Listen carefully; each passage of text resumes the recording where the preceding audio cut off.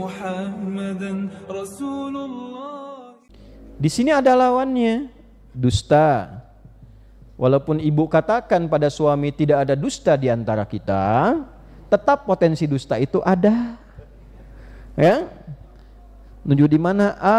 Di jalan. Nah, padahal mungkin lagi di mana gitu ya, bisa. Nah, rendah hati lawannya sombong. Sabar lawannya amarah yang tidak terkontrol misalnya. Nah, ini asalnya, ini agak cepat ya. Asalnya amarah ini misal diciptakan bukan ingin membuat kita jadi pemarah, bukan. Supaya melatih takwa ini, disifat di sini sabar, supaya muncul. Bahasa agak kerennya katalis namanya. Ayatnya mesti dikeluarkan. Kalau nggak belajar fikih itu tidak siap. Padahal kita minta sama Allah. Begitu diberikan tanda jawaban nggak siap. Malah mengatakan, kenapa aku yang diuji ya Allah? Ya kamu kan yang minta. Anda mahasiswa pengen lulus kan, minta ya Allah berikan saya kelulusan. Ujian di kampus, gitu kan? Dan seterusnya. Nah, ini bawa ke sini. Jadi kalau ibu pulang mendapati suami marah, berbahagialah. Karena amarah dititipkan pada suami bukan ingin menjadikan suami pemarah, tapi supaya kesabaran pada ibu itu muncul. Singkatnya cari lawannya. Kalau suami marah, oh saya harus sabar. Di depan tuh ada karunia yang membutuhkan kesabaran saya lebih. Tenang. Jadi cepat cari lawan. Ya, suami pulang ke rumah, lihat istri cemberut, cari lawan. Apa lawan cemberut? Senyum di sini. Langsung senyum kan? Mama gitu. Kayaknya kenal. Nah, kasih iPhone yang 17 Pro Max itu. Nah, udah itu. Malam itu sudah gembira maksimal. Ini ya konsepnya. Cuma kadang begini. Nah, nanti kata takwa yang disebutkan 240 kali dalam Al-Quran dibagi 3 bagian tuh. Ada takwa mengatur fisik, takwa mengatur akal, takwa mengatur roh. Takwa mengatur roh itu disebutkan 115 kali. Lawannya ini yang fujur disebut nafsu, disebutkan 115 kali. Nafsu terkait dengan lawan ini. Yang mensupport kita supaya takwanya itu aktif, ada malaikat. Dibisikin supaya jadi baik. Malaikat disebutkan sebanyak 88 kali. Yang memprovokasi, menggoda supaya fujur ini tidak membawa takwa, tidak mensupport takwa, tapi supaya muncul sendiri, bocor ke sini nih. Jangan ke sini, langsung aja keluar. Ya, itu setan namanya. Setan disebutkan sebanyak 88 kali dalam Al-Quran. Tuh. Kalau ini bocor, maka tembusnya dari nafas ke kolbu. Makanya kenapa disebut kolbu? Kolbu itu dari kata koluba, yang tidak tenang, selalu bergolak. Kadang berpikir baik, saat yang sama berpikir untuk yang tidak baik. Semua kegiatan kita itu kadang sebelum dilakukan selalu ada pemikiran, pertarungan dalam tubuh kita. Ini mau kesini pun kan belum tentu langsung berangkat. Berangkat nggak ya? Oh hujan gitu. Ada nggak ustadznya gitu kan? Selalu begitu. Nah kalau ini tembus, ini dari nafas keluar ke kolbu sendiri, keluar dari sodrun, jamaknya sudur. Ya, yang menarik-narik itu nggak kerasa, tiba-tiba keluar aja. Sesuatu yang nggak kerasa tiba-tiba muncul disebut waswas namanya. Kalau terus dilakukan namanya yuwaswis. Alladzi yuwaswisu fi. Nah, keluarlah ini sendiri, tidak ke sini. Ketika keluar ke sini, maka keluarlah perbuatan buruk, masuk ke lisan jadi mencela orang. Ya. Masuk ke mata jadi melotot tanpa sebab. Keluar kata-kata kasar, itu disebut su namanya. Ada di Quran surah 12 ayat ke-53. Wa ma ubarri'u nafsi innan nafsa la'ammaratum bis su. Nafas ketemu su disingkat nafsu. Nafas ketemu su disatukan disingkat nafsu. Padahal asalnya nafas itu netral. Kenapa di situ muncul kata nafsu dari dua ini? Ini bukan cocok logi, ini ada dalilnya. Ya, supaya paham dari akarnya betul. Jadi jalur nafsu itu dari sini jalurnya ini. Nah, kita sebagai manusia Kalau nanti perintahnya dari sini jadi nafsu, masuk ke akal, kalau pintar orangnya, maka semua organ tubuhnya hanya akan digunakan berbuat buruk walaupun dia pintar. Makanya kalau belajarnya cuma belajar akal, tapi nafsunya nggak pernah dikendalikan, takwanya nggak pernah dilatih, maka jadi orang pintar yang merusak. Tuh. Makanya kadang-kadang koruptor kalau kita lihat pintar-pintar. Kenapa? Akalnya dirawat, tapi jiwanya tidak dirawat. Jadi akal sehat itu penting, tapi yang lebih penting itu jiwa yang sehat. Itulah sebabnya kalau Indonesia mau raya, yang dibangun dua, bangunlah jiwanya, bangunlah raganya. Untuk apa? Indonesia raya.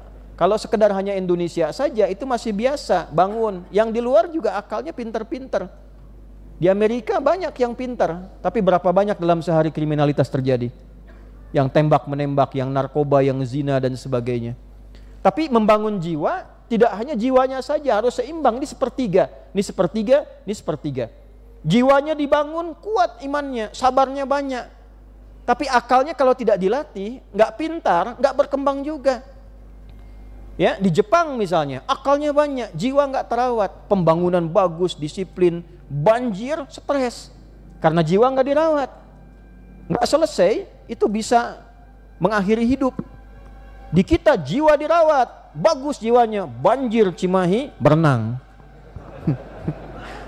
Tapi nggak tuntas-tuntas misalnya kan banjirnya, misal gitu kan. Kenapa? Nah ini difungsikan.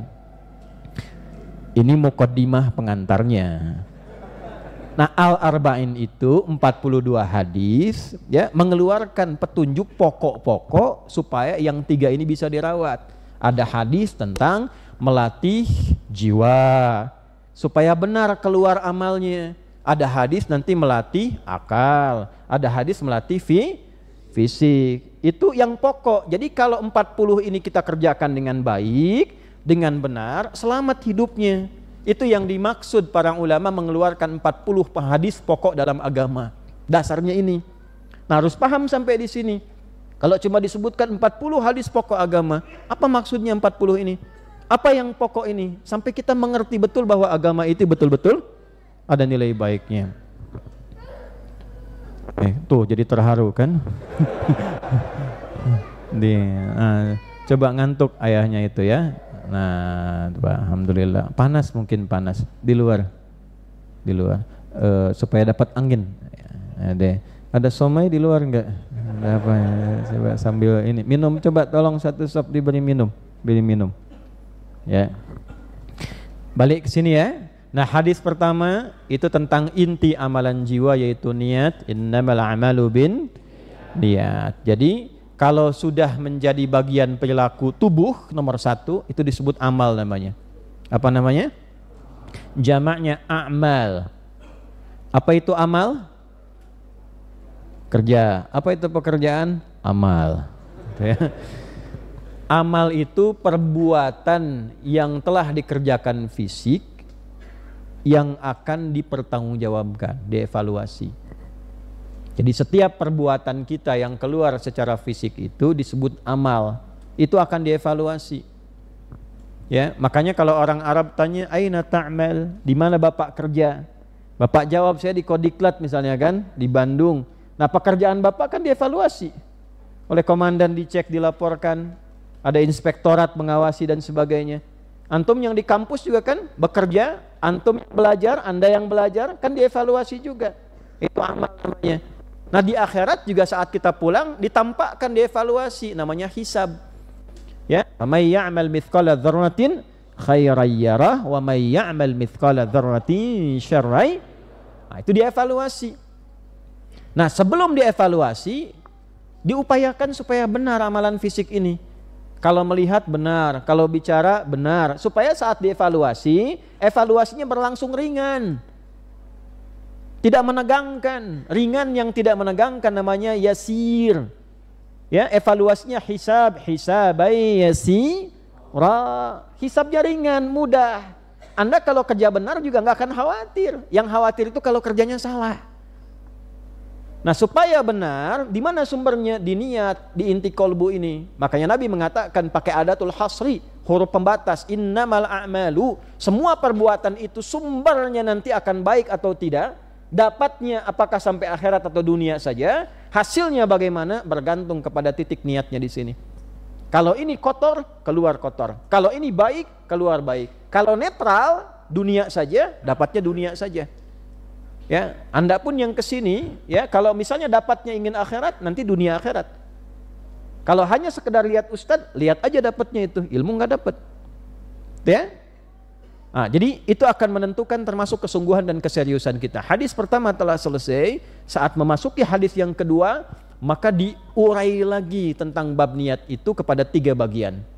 Jadi nanti orang yang berniat, niatnya sendiri itu kualitasnya ada 3.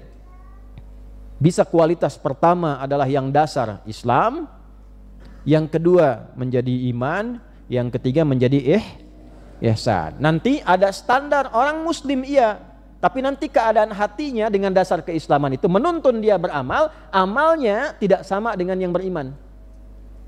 Makanya nanti mukmin dengan muslim itu berbeda. Muslim itu masih dasar. Kadang-kadang baru sampai sini syahadatnya sampai lisan. Belum sampai kolbu. Ya ditemukan di mana? Di Al-Hujurat. Ayat berapa? Ke-14. Apa bunyinya? Qalatil a'rabu amanna qul lam tu'minu walakin qulu aslamna walamma yadkhulul imanu fi qulubikum. Ada yang berkata kami sudah masuk ke level 2 beriman. Apa kata Allah? Katakan Muhammad sallallahu alaihi wasallam, kan? Perhatikan kalimatnya, kalian belum jadi mukmin yang sejati. Baru level pertama muslim. Kenapa? Karena syahadatnya, karena imannya baru di lisan, belum masuk ke dalam iman. Nanti ada bedanya. Ya, yang Islam telah kita bahas pertemuan lalu. Kan syaratnya itu 5 kan, yang paling pokok. Dari mulai syahadat, salat, zakat, puasa, ya, haji dan umrah di dalamnya. Ada yang memang sangat wajib, tidak ada toleransi di dalamnya, seperti salat pokoknya. Ada yang diikat dengan syarat-syarat ketentuan berlaku. Kalau ada ini berlaku amalnya, kalau tidak ada belum berlaku untuknya. Seperti zakat terpenuhi, keluar. Belum terpenuhi, belum berlaku kewajiban. Seperti haji, umrah, belum ada biaya, belum berlaku. Sudah ada biaya, sudah wajib untuk berangkat. Jelas sampai sini? Nah, tapi kualitas orang sholat itu, ada yang sholatnya pakai iman, ada yang imannya baru sampai mulut. Apa pengaruhnya? Pada tingkat kekhusyuan. Tak sama. Nanti ada yang sekedar sholat, yang penting sudah sholat. Ada itu. Di mana ditemukan? Di Quran surat 4. Ayat berapa? 103. Apa isyaratnya? Fa'idha qadaytumus salata. Sampai sini muslim. Fadhkurullaha qiyaman wa qu'udan wa ala junubikum. Sampai sini mukmin. Ya, nanti lanjutannya masuk ke muhsin. Fa'idha qadaytumus salata, maka jika Anda telah tuntas mengerjakan salat. Kalau sampai sini saja tidak berlanjut pemahaman tafsirnya, maka ada orang yang orientasinya yang penting sudah salat. Gitu kan? Sholat isya misalnya, cepat sekali. Yang lain standar 5 menit. Nah ini 2 menit sudah selesai. Nah Kang cepat amat sholatnya. Si amat aja gak cepet-cepet ya. Abi mah datos hafal. Apa ya sudah hafal gitu ya. Ya Allahu Akbar, Allahu Akbar, Allahu Akbar. Yang penting mah udah sholat. Nah, jadi ada orang yang motivasinya, yang penting kewajiban sudah gugur. Rumus tafsir muncul nanti di ilmu tafsir. Kalau disebutkan keterangan, tidak disebutkan siapa pelakunya, kapan kejadiannya. Ini menunjukkan di setiap masa, di setiap era akan ditemukan orang-orang yang seperti itu. Ada enggak orang sekarang seperti itu yang penting sholat? Bukan seperti yang penting ada juga. Boleh jadi kita pelakunya dalam beberapa kesempatan. Nah, sampai situ bagaimana? Sah secara fikih? Sah, mungkin sah. Benar dalam penunaian tugas, maka tidak ada beban, nggak ada dosa, selesai, sholat ditunaikan. Tapi apakah sholatnya ada keberkahan? Berapa pahala yang didapatkan untuk bekal pulang? Apa pengaruh sholat bagi kehidupan? Kan pengaruhnya mesti ada dunia juga. Kalau nggak ada pengaruh dunianya, apa dampak kita menunaikan sholat? Manfaat dunianya? Kan kita hidup di dunia, kembali ke akhirat. Kalau pahala itu urusan akhirat. Apa dampak sholat itu bagi hidup dunia kita? Nah dampak pada urusan dunia disebut berkah namanya tuh. Ziyadatul khair. Ibadah itu membawa kehidupan kita untuk semakin menjadi lebih baik. Nah, maka turun keterangan di mana? Di surah ke-29 Al-Ankabut. Ayat berapa? 45. Inna sholata tanha 'anil fahsya. Inna harfu nasbin wa taukidin tansibul isma wa tarfa'ul khabara mabniyun 'alal fathi la mahalla lahu minal i'rab. Huruf yang berfungsi menguatkan pesan supaya ditancapkan pada hati, jangan goyah untuk mengangkat keterangan dan tidak boleh ada perubahan. Mesti konsisten seperti itu, keterangannya harus maksimal. Inna sholata, alif lamnya di situ ta'rif ma'rifat untuk membedakan antara yang umum dengan yang khusus. Ya, inna sholah, tancapkan pada hatimu yang paling dalam, jangan pernah ragu. Sholat yang benar itu as-sholah ada alif lamnya. Kalau tanpa alif lam berarti bebas, Anda mau bagaimana saja. Mau buru-buru, mau tidak, mau cepat, mau lambat, mau merasa rukunnya benar, mau tidak, itu pakai alif, tidak pakai alif lam umum. Tapi kalau pakai alif lam, ini sholatnya harus sesuai ketentuan. Ada aturannya, bagaimana cara bertakbir sampai dengan salam, syaratnya dari wudu bagaimana harus terpenuhi supaya benar sholatnya. Kalau sholatnya sudah benar, apa dampak pada dunianya? Tanha 'anil fahsya wal, dia akan berdampak pada pelaku sholat itu mencegah dua sumber keburukan. Kalau ada manusia bersifat buruk, itu cuma dua penyebabnya. Yang pertama fahsya. Fahsya itu keburukan yang muncul lewat syahwat. Zina, selingkuh, kata-kata kotor, jorok, LGBT, pornografi, porno aksi, itu fahsya. Jadi kalau orangnya sholat itu benar, ya, orang itu benar menunaikan sholat, itu pasti berkah dunianya membuat tubuh dia terjauh dari fahsya. Yang kedua mungkar. Mungkar itu perbuatan kotor yang diingkari jiwa, sumbernya nafsu perut dan akal. Maaf, korupsi, kolusi, menipu, merampok, membunuh, bertengkar yang tidak benar, berselisih, saling menjatuhkan, bikin hoax dan sebagainya, itu mungkar. Nah, orang kalau sholatnya benar, itu dirinya pasti berubah. Cukup orang Islam itu sholatnya benar, damai kehidupan. Ya, coba lihat orang jahiliyah dulu. Ya, betapa, kalau dalam bahasa Rusianya apa? Betapa baragajulnya mereka itu. Kan? Ya, betapa buruknya perbuatannya. Tapi ketika diajarkan, dipandu oleh Nabi, diberikan oleh Allah wahyu, coba pelajaran sholat. Itu amalan pertamanya sholat, Pak, bukan zakat, Bu.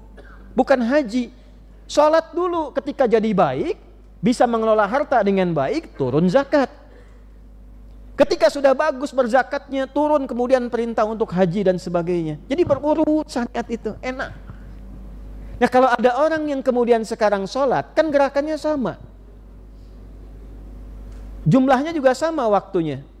Bilangan rakaatnya sama, 24, 4, 3, 4. Silakan cek, 2 subuh, 4 zuhur, 4 asar, 3 maghrib, 4 isya. Kan tidak ada yang berubah dari zaman Nabi sampai sekarang. Ada yang subuh 3 rakaat. Kan tidak boleh kan? Tetap 2 kan? Pertanyaannya, kenapa kualitas orang sholat yang dulu tidak sama dengan kualitas orang sholat yang sekarang? Bahkan orang sekarang pun jumlah rakaatnya sama, tapi hasilnya bisa beda. Disitulah penting kita belajar tentang kualitas sholat, bagaimana tubuh ini harus benar dalam menunaikannya. Naik level lah, dirawat dari Islam menjadi iman. Sholatnya pakai iman tidak. Itulah kenapa sebabnya pertanyaan kedua malaikat Jibril kepada Nabi setelah mal Islam, apa itu pokok keislaman? Bertanya yang kedua, mal iman. Supaya sholatnya pakai iman, puasanya pakai iman. Karena itu ayat puasa dibuka dengan kalimat iman. Ya ayyuhalladzina amanu kutiba alaikumus. Sholat pertama kali disebutkan di Quran pakai iman. Alladzina yu'minuna bil ghaibi wa yuqimunas. Kalau sudah lancar sholatnya pakai iman, nanti melihatnya pun pakai iman. Qul lil mu'minina iman yaghuddu min absarihim, melihatnya pakai iman. Ibu ayat 31-nya di An-Nur, melihat pakai iman. Bicaranya pakai iman. Ya ayyuhalladzina amanu la yaskhar qaumin qaum man kana yu'minu billahi wal yaumil akhir falyakul khairan aw liyas. Nah, sampai kita bekerja pun pakai iman. Kalau sudah pakai iman, pasti selain baik berkualitas. Dulu pejuang kita, tentara kita berjuang pakai iman. Makanya keluar di lisannya Allahu Akbar, Allahu Akbar, Allahu Akbar. Kita merdeka pakai iman. Dikeluarkan di preambul undang-undang itu atas berkat rahmat Allah yang Maha Kuasa. Konfirmasi kalimat iman. Mau ditafsirkan apa Allah di situ? Atas berkat rahmat Allah yang Maha Kuasa. Baru dan dengan didorongkan oleh keinginan luhur. Dari dulu keinginan luhur untuk merdeka itu sudah ada. Hanya ketika rahmat dan berkat Allah turun, tercapai itu. Nah sekarang bagaimana negara kita, masyarakat, semuanya kompak secara kolektif merawat takwa dan iman itu. Itulah sebabnya kenapa sendi-sendi iman dan takwa masuk ke dalam setiap rumusan keputusan, ya, bahkan dalam nilai-nilai institusi kehidupan berbangsa bernegara di Indonesia ini. Bersyukur kita. Makanya nggak usah aneh-aneh, jaga saja. Undang-undang dasar jaga, Pancasila jaga, terapkan dalam hidup. Karena banyak saham ulama juga ada di situ yang merawat keberimanan kita dan saling toleransi serta menghormati. Itu muqaddimahnya. Nah, sekarang baru kita mulai inti ngajinya. Nah, sok ya. Sampai jam berapa kita ngaji malam ini? Mangga weh sampai subuh. Nah, jam 9 pulang tah ya sampai subuh tah. Nanti azan sini ya, subuh, Mas, ya. Paham ini? Nah, kalau paham baru kita masuk pada bagian selanjutnya. Mal iman. Ya Muhammad sallallahu alaihi wasallam, apa itu inti iman? Baik ya. Nabi menjawab, al-imanu, inti iman itu, perhatikan, ada 6 nih. Tadinya yang Islam 5, kemudian naik 1, untuk yang iman ada berapa? 6. Jadi kalau udah beda, hitungannya udah beda tuh. Kalau sudah bisa naik ke iman, levelnya sudah 6. Kalau sudah ke ihsan, kira-kira jadi 6 ke berapa? Nah, jangan ngarang, nanti kita akan masuk ke situ. Antu'mina billah 1, 2, wa malaikati 2, wa kutubi 3, wa rusulihi 4, wal yaumil akhir 5. Perhatikan yang ke-6 nih. Seringkali orang lulus di yang 5 ini, tapi seringkali juga kewalahan yang ke-6. Wa tu'mina bil qadari khairihi wa syarrihi. Dan beriman yang ke-6 ini pada qadarnya Allah, takdirnya Allah, baik itu yang terlihat menyenangkan baik, atau yang terlihat seperti kurang menyenangkan tidak baik. Nah, harus paham, nanti ada ilmunya di sini. Jadi kalau kita melihat sesuatu tidak ideal, bagaimana cara membacanya pakai iman? Ya, ada musibah misalnya kemarin di pesantren Al-Khazini itu. Kita doakan ya, semoga Allah memberikan kebaikan-kebaikan. Ya, merawat, menerima amal saleh, memuliakan yang wafat, dan bisa memberikan gambaran sebab dari situ untuk memperbaiki. Makanya nanti kalau masuk bab yang ke-6 ini, ada nanti kita belajar musabbib, musabbab, dan sebab. Ada membaca pakai ilmunya iman ya, terkait dengan qada dan qadar, ada bab sebab terkait dengan ikhtiar. Nah, oh ini takdir Allah, benar secara bab iman, tapi membaca sebabnya bagaimana? Kenapa ini terjadi? Kenapa Allah tampakkan? Berarti ada yang diperbaiki. Bagaimana caranya? 1, 2, 3 itu ada ilmunya. Ya, jelas? Nah, sekarang kita masuk al-imanu. Kita kaji dulu dari segi bahasanya. Ya, sebelum masuk ke pokoknya, kaji dulu kata alif lam yang melekat pada kata iman. Ya, tolong dicatat baik-baik ini karena ini jarang sekali ada di buku-buku syarah. Jadi harus dikumpulkan dulu dari mana baru nyatu. Saya biasa begitu. Saya mengajar di kampus pun itu referensi-referensi terkait materi kumpulkan dulu semua baru kemudian dikaji. Kata iman tersebut kurang lebih sebanyak 811 kali dalam Al-Quran. Baik bentuknya kata benda, kata kerja, dan turunan-turunannya. Disebutkan iman, amanu, amana, yu'minun, totalnya kurang lebih sebanyak 811 kali. Secara bahasa, artinya yakin tanpa ragu. Yakin tidak boleh ada celah untuk ragu sedikit pun. 0,0001 pun nggak boleh. Kalau sudah iman tuh yakin, tidak boleh ragu. Makanya Al-Quran tuh dibuka tanpa keraguan untuk menembus iman kita. Jadi kalau ada sedikit ragu aja Anda berinteraksi dengan Quran, itu barokahnya nggak akan muncul, fadilahnya nggak akan keluar. Karena dibuka dengan kalimat dzalikal kitabu la nggak boleh ragu sedikit pun. Ya, jadi kalau ragu sudah. Pokoknya kalau ada ayat apapun tentang kehidupan kita, ayat memudahkan rezeki, turun amalan, nggak boleh ragu. Tapi harus pakai ilmu bacanya. Ayat tentang rumah tangga, nggak boleh ragu. Ayat tentang belajar, nggak boleh ragu. Kalau sudah turun perintah, kerjakan, jangan ragu. Kalau turun larangan, jauhi, tinggalkan, jangan pernah ragu. Tuh. Itu, kalau ragu sedikit saja, berkahnya, fadilahnya nggak akan turun. Kebaikannya, keutamaannya tidak akan didapatkan. Itu kata iman. Asalnya gini, kalau mau kita urai lagi, dibongkar lagi katanya. Jadi kalau di ilmu bahasa itu ada 7 turunan. Ya, dari fonem, dari mulai bunyinya, ilmunya fonologi. Nanti yang kedua, membentuk dasar awal sebuah kata namanya morfem. Ada yang terikat, ada yang bebas. Terikat jadi imbuhan. Kalau di bahasa Arab ada anita namanya. Anita, pakai hamzah, pakai nun, pakai ya, pakai ta.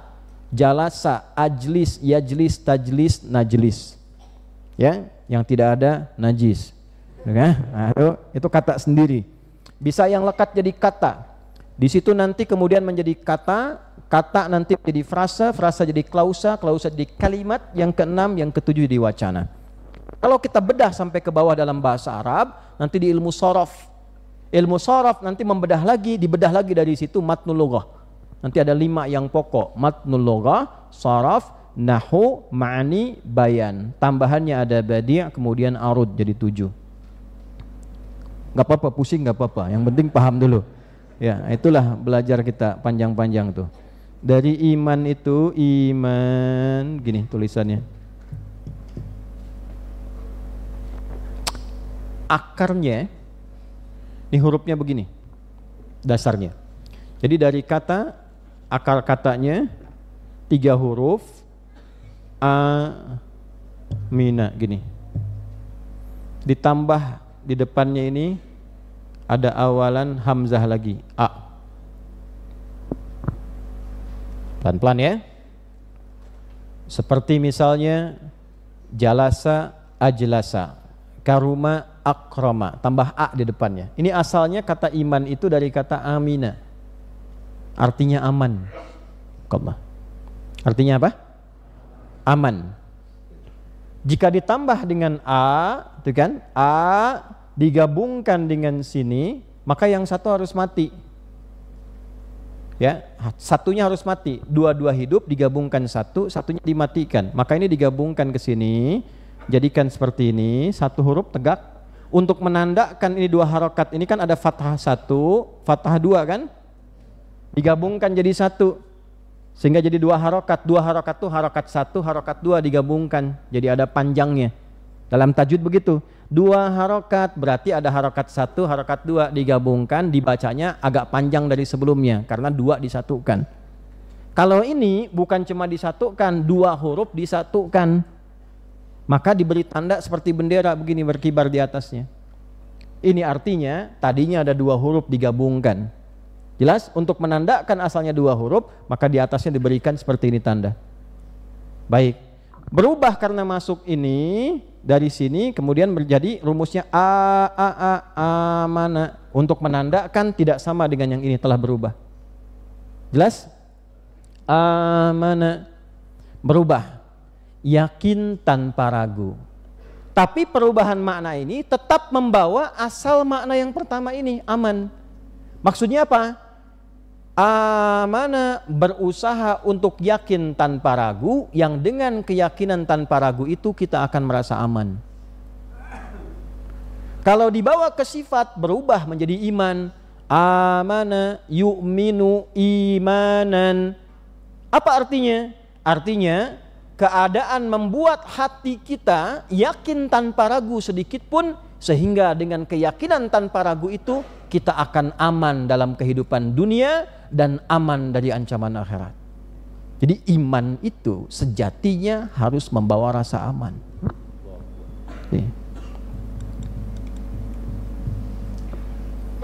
Di mana ditemukan keterangan ini dalam Al-Quran? Di surah An-Nahl, surah ke-16. Ayat berapa? 97. Baik. Di mana lagi ditemukannya? Di Quran surah ke-6. Surat apa? Al-An'am. Ayat berapa? Di ayat ke-82. Mari kita mulai dengan Al-An'am dulu. Alladzina amanu, dan semua yang telah beriman itu, ingat alladzina saya terangkan tadi di awal, mau laki-laki, perempuan, besar, kecil, tua, muda, ketika mengatakan dan komitmen beriman, amanu, masuk, terapkan kaidahnya. Alladzina amanu, dan semua orang yang beriman yakin tanpa pernah ragu itu. Masih ya? Perhatikan. Walam yalbisu imanahum bidzulmin, dan tidak sedikit pun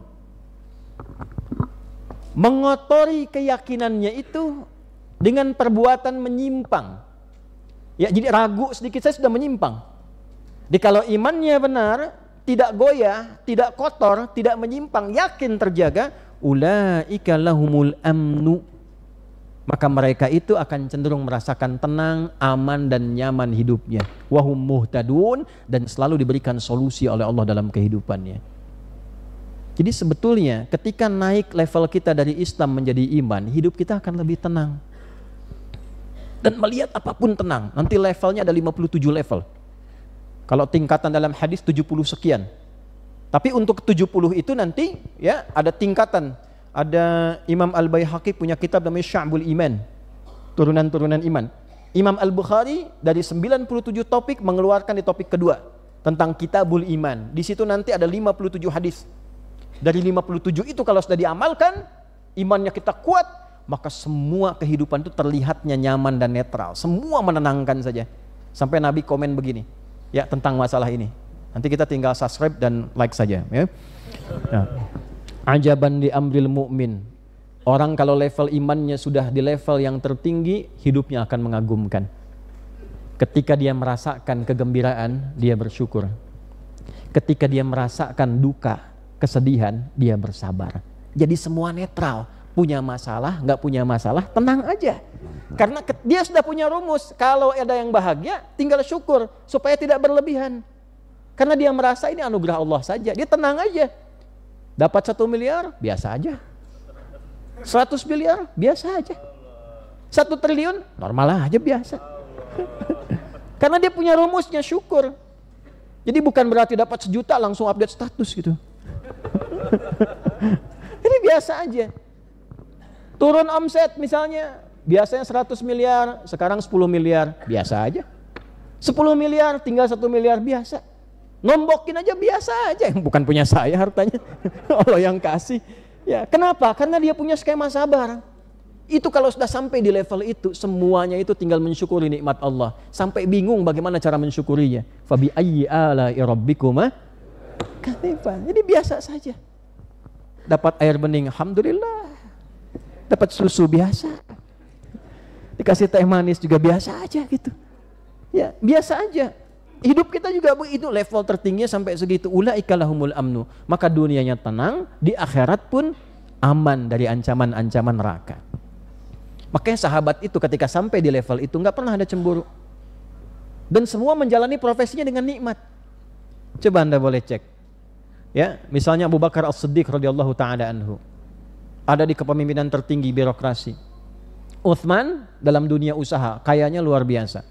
Ali bin Abi Thalib dalam dunia ilmu, pintarnya tidak ada obatnya.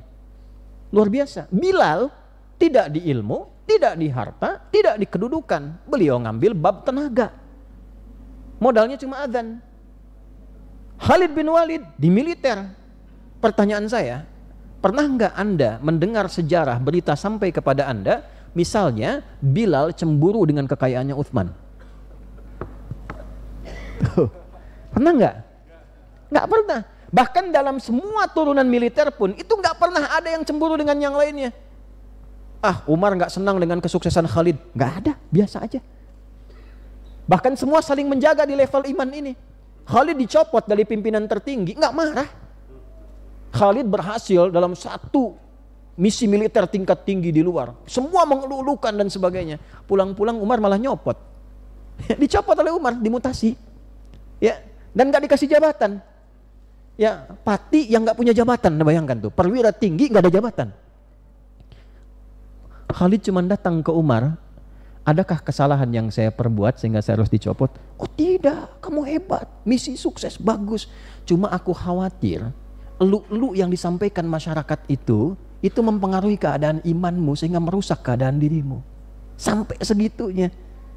Khalid sadar, oh iya betul itu, dijaga sama Khalid tuh, nggak ada masalah apa-apa. Hebatnya sampai situ. Bilal ditawari sepeninggal Nabi jadi hakim agung, beliau menolak. Simple, karena memilih dengan jalur imannya. Saya di tenaga aja. Apa yang hebat? Itu kan adzan, Allahu Akbar, Allahu Akbar. Selesai Nabi komen, aku mendengar tapak telapak kaki Bilal, tapak kaki Bilal di surga. Bilal ambil kesimpulan, adzan aja udah dapat surga. Ngapain saya kerja kayak Utsman? Itu fikih marbot namanya. Jadi kalau muadzin tuh dapat fikihnya, tenang hatinya. Ya, biasa aja kan, cuma sebentar aja. Yang penting nggak lapar, yang penting nggak haus, hidupnya nyaman, selesai, meninggal selesai. Itu imannya luar biasa. Tapi Utsman kan berbeda. Abdurrahman bin Auf berbeda jalurnya. Ilmu udah diambil Ali nih. Kedudukan udah diambil sama Abu Bakar nih. Saya ngambil yang apa? Lewat harta aja. Tapi belajar iman dulu sehingga bisa mengolah harta dengan baik. Makanya karena mengolah hartanya pakai iman, Allah nggak pasti pakai hitungan. Di Anda yang pengusaha gini ya, rumusnya ada 2 nanti nih. Nanti kalau ngaji masalah bisnis nih, ada nanti fikih bisnis dalam Quran. Salah satu ayatnya di Al-Baqarah ayat 261. Kalau niatnya benar karena Allah, tapi itu pun ada 2. Ada yang suka berhitung, ada yang tak berhitung. Mathalul ladzina yunfiquna amwalahum fi sabilillah kamathali habbatin ambatat sab'a sanabil fi kulli sumbulatin mi'atu habbah. Kadang sering dipotong sampai sini ayatnya, padahal belum selesai. Perumpamaan orang infak di jalan Allah, infak itu kan dari kata nafkah, nafakah singkatannya. Ya, ayah itu bekerja untuk mencari nafkah buat keluarga. An-Nisa ayat 34. Dengan artinya ada pekerjaan dulu baru bisa infak. Bagaimana bisa infak kalau nggak ada hartanya? Ya kan? Artinya apa pengertiannya? Orang yang berusaha untuk menaati Allah guna bisa berinfak. Baik untuk keluarganya, baik untuk sosialnya, tujuannya ibadah, maka oleh Allah dilipat gandakan. Bagaimana hitungannya? Setiap satu seperti 100 butir. Setiap 100 ada 7 tangkai. Jadi sering dikalikan 100 kali 7, 700 itu jangan dihitung kalau saya infak 1000 dapat 700.000. Nggak begitu juga. Ya, kadang dengan kesehatan, kadang dengan proyek yang dilipat gandakan dan sebagainya. Dengan niat yang benar. Tapi ayatnya belum selesai. Wallahu yudha'ifu liman yasha' wallahu wasi'un alim. Allah akan melipat gandakan pada siapa yang tak pernah berhitung dengan anugerah tanpa hitungan. Dibaca ini oleh para sahabat, bagaimana bekerjanya tanpa hitungan. Makanya Abdurrahman bin Auf santai aja, datang tuh, wah puluhan ekor unta, bukan ekornya saja, itu unta, di atasnya itu ada barang-barang hasil dagangan, ada emas, perak, mutiara, macam-macam. Kalau kita sekarang ada 60 truk, 70 truk isinya berlian, emas, mutiara, macam-macam. Datang orang Madinah, Sayyidah Aisyah komen tuh dalam story riwayat kan, saya dengar Abdurrahman bin Auf masuk surganya dengan merangkak tuh. Masya Allah. Ya nggak apa-apa, penting surga juga kan. Nah, kaya banget masuk surga kan, daripada miskin maksiat gak jelas gitu, ya kan? Tapi poinnya apa? Begitu mendapatkan kalimat tadi, beliau tidak ingin dalam keadaan merangkak itu artinya lambat, scanningnya lama. Verifikasi dulu tuh dari mana nih 1 mutiara, 2 mutiara kan? Apa yang terjadi? Bagikan sebagai sedekah untuk seluruh masyarakat Madinah. Makanya setelah itu nanti viral hartanya. Itu setiap dapat sesuatu dicukupkan. Orang Madinah itu dibagi 3 bagian. Yang sakit dapat oleh beliau santunan yang gak bisa kerja. Yang kurang modal dimodali. Yang sudah dapat hadiah. Artinya setiap dapat sesuatu, setiap bulan semua orang Madinah mendapatkan bagian dari harta beliau. Dan gak khawatir habis karena ini pakai iman itu tadi. Dapatnya pakai iman, dikeluarkannya pakai iman. Nah, tapi Anda harus level ini dulu, jangan di level Islam pulang dari sini langsung dikeluarkan. Nah itu bahaya itu. Ya, ntar begitu Anda jatuh miskin, nah Ustadz Adi nih. Hanya hati-hati rumus sedekah itu. Kalau ada orang nerangkan jangan langsung dipraktekin. Lepasin gelangnya, lepasin antingnya, jangan dulu Bu. Gitu ya. Dia enak aja, ibu gelang hilang, cincin pernikahan dilepas tuh. Jangan, lihat dulu, masuk dulu ke level ini. Kalau sudah paham, mengerti, baru bisa milah-milah. Jelas gak? Nah, awas jangan kemana-mana pemikirannya, sini dulu. Nah, ini ada ilmunya, kalau nggak pakai ilmu nanti masalah. Nah kemudian balik ke sini, untuk sampai ke level itu pahami dulu. Jadi begini cara kerjanya. Kalau beriman tuh tenang, aman. Nah pertanyaannya, sudahkah level keimanan kita sampai malam ini membawa suasana yang tenang ke dalam jiwa? Itu pertanyaan dasarnya. Sudah ke level itu belum? Kalau dilihat di Quran nanti ada 3 level. Level yang masih rendah, level yang standar tengah-tengah standar, level tinggi. Nah ada cara mengeceknya lewat ibadah, ada cara mengeceknya lewat musibah. Lewat ibadah misalnya sholat. Sholat itu kan dibuka dengan kata iman. Alladzina yu'minuna bil ghaib wa yuqimunas shalah. Terkait waktunya, baru dengar adzan sudah pakai iman. Al-Anfal ayat 2. Innamal mu'minun, pakai innama adatul hasri. Sungguh orang yang beriman itu cirinya berikut. Idza dzukirallahu wajilat qulubuhum. Kalau disebutkan nama Allah, disebutkan Allah, ada getaran di hatinya. Untuk pertanda ngecek iman ada enggak nih? Ya, ngecek. Makanya Allah cek 5 kali sehari. Setiap pergantian waktu. Baru subuh dicek ada iman enggak? Subuh ganti siang ada iman enggak? Siang ganti sore ada iman enggak? Sampai menjelang malam, sampai malam saat dibawa tidur masih ada iman enggak? Karena nanti kata Nabi ada satu masa penurunan bahkan kehilangan iman itu cepat. Yusbihu mu'mina wa yumsi kafira. Ada orang yang paginya bisa beriman, sorenya kufur. Hilang imannya. Maka untuk mengecek itu setiap pergantian waktu dalam sehari 5 kali disebutkan kalimat Allah. Diperdengarkan di telinga kita. Telinga bahasa Arabnya udhun, jamaknya adzan. Adzan. Maka dalam adzan kalimat pertama yang dikumandangkan itu lafaz Allah. Allahu Akbar, Allahu Akbar. Maka saat mendengar adzan, kalau masih ada iman akan tergerak, muncul suara dalam hatinya, sudah adzan. Pernah merasa begitu? Itu konfirmasi iman. Dan ada getaran, Bu, getarannya beda. Getarannya tidak sama dengan getaran cinta lain. Getarannya tidak sama saat Anda berkendaraan di jalan melihat polisi di kejauhan sedang razia. Tergetaran juga tuh, itu beda. Getaran iman. Nah getaran iman ini diukur nanti dengan waktu sholat beda-beda. Misal subuh nanti jam berapa nih subuh? Yang lihat sini, jangan lihat sini, lihat sini. Hah? 4.15. 4.15 nih. WIB, waktu Indonesia wilayah Bandung. 4.15. Allahu Akbar, Allahu Akbar. Anda bangun pas dipanggil Allahu Akbar, Allahu Akbar. Anda bangun, ingat langsung ya Allah sudah adzan mau sholat. Itu menunjukkan iman Anda standar. Tengah-tengah, standar. Nah, standar aja, standar. Dipanggil, ingat. Anda kerja jam 7, datang jam 7, standar nggak? Standar. Kalau datang jam setengah 7, di luar standar. Ya, datang jam 6, di luar standar. Ada orang dipanggil 4.15, jam 3 sudah bangun. Pemanasan dulu sebelum dipanggil supaya benar saat dipanggil. Ya, melatih dulu lisannya supaya nggak kaku saat sholat, zikir, kalimat thayyibah, dilawan ngantuknya. Tuh. Dipanggil 4.15, setengah 4 sudah siap-siap. Itu imannya sedang tinggi. Itu mengukur iman pakai ibadah. Nih, istimewa. Allahu Akbar, Allahu Akbar. 4.15. Baru bangun 5.14.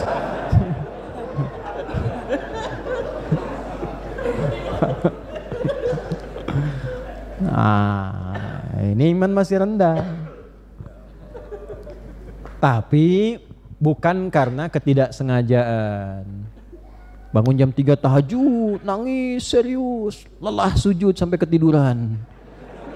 Bangun-bangun jam 6.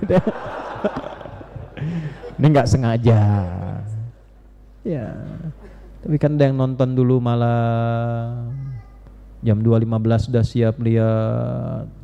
Siap, gol nih, gol. Wah, gol, handsball ya. Kevin Dijk kemudian penalti masuk, senang ya. Menang sampai jam 3 menangis. Kalah 3-2. Mulai analisis macam-macam. Kenapa formasinya central back 2 harusnya 3 nih, 3 central back. Kenapa Tom Hayo baru masuk belakangan? Wah, macam-macam. Lupa sholat subuh.